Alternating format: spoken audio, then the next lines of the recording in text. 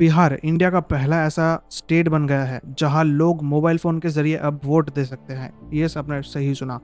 अब तक आप ईवीएम का यूज करके वोट दे सकते थे। अब बिहार में मोबाइल ऐप के जरिए या फिर उनके स्टेट इलेक्शन कमीशन के वेबसाइट में जाकर वोट दे सकते हो। चलिए जानते हैं डिटेल में क्या है।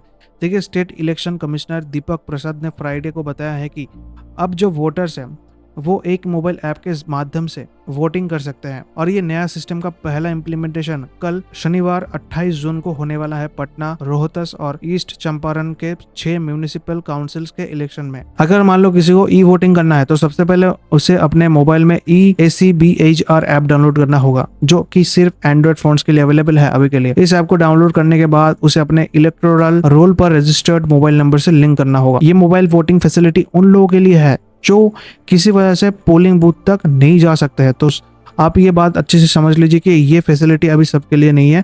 स्पेशली सीनियर सिटीजन यानी जो बुजुर्ग लोग होते हैं, या फिर जो डिजेबल यानी दिव्यांग लोग होते हैं, या फिर जो प्रेग्नेंट महिलाएं होती है, या फिर जो माइग्रेंट वर्कर्स यानी जो दूसरे स्टेट या फिर दूसरे शहरों में काम करते हैं, उनके लिए ये सिस्टम एक बहुत बड़ी राहत है जिससे वो अपना मत अधिकार आसानी से दे सकते हैं। इसके बाद इलेक्शन कमीशन ने जून 10 से 22 तक एक अवेयरनेस कैंपिंग भी चलाया था ताकि लोगों को इस नए सिस्टम के बारे में बताया जा सके या फिर अवेयरनेस किया जा सके। अब तक 10,000 लोगों ने ऑलरेडी रजिस्टर कर चुके हैं और अनुमान लगाया जा रहा है कि 50,000 लोग इसमें जुड़ सकते हैं और वोट दे सकते हैं। इस नए सिस्टम या फिर नए फैसिलिटी के जरिए ई वोटिंग कर सकते हैं। इलेक्शन कमीशन ने बताया है कि वोटिंग सिस्टम में एक स्ट्रॉन्ग डिजिटल सिक्योरिटी दिया गया है। कुछ इंपॉर्टेंट सिक्योरिटी फीचर्स जैसे ब्लॉकचेन प्लेटफॉर्म जो डेटा सिक्योर करता है, या फिर जो फेस स्कैन और लाइवनेस डिटेक्शन है, इंश्योर करता है कि वोट रियल वोटर ही दे रहा है।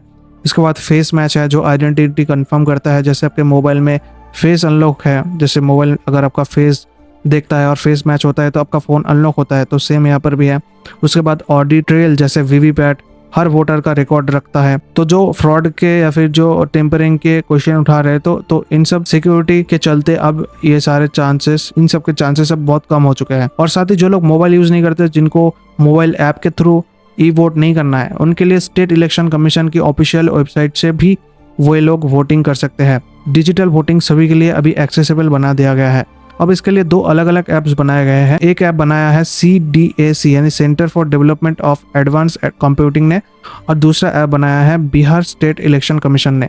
ये दोनों ऐप्स इंटीग्रेटेड सिस्टम्स के थ्रू ई वोटिंग मैनेज करेगा। और इससे पहले भी बिहार कई डिजिटल इनिशिएटिव्स ले चुके हैं, जैसे फेस रिकॉग्निशन सिस्टम यानी FRS यानी वोटर वेरिफिकेशन के लिए यूज होता है। उसके बाद ऑप्टिकल कैरेक्टर रिकॉग्नाइजेशन यानी OCR वोटिंग काउंटिंग में यूज होता है, और digital locks for EVM strong rooms. अब ये सब देख के लोग कह रहे हैं कि बिहार अब इंडिया का डिजिटल डेमोक्रेसी मॉडल बन चुका है। और बात करें पूरी दुनिया में तो इस प्रकार का मोबाइल बेस्ड वोटिंग सिस्टम अब तक सिर्फ एस्टोनिया में इम्प्लीमेंट हुआ था।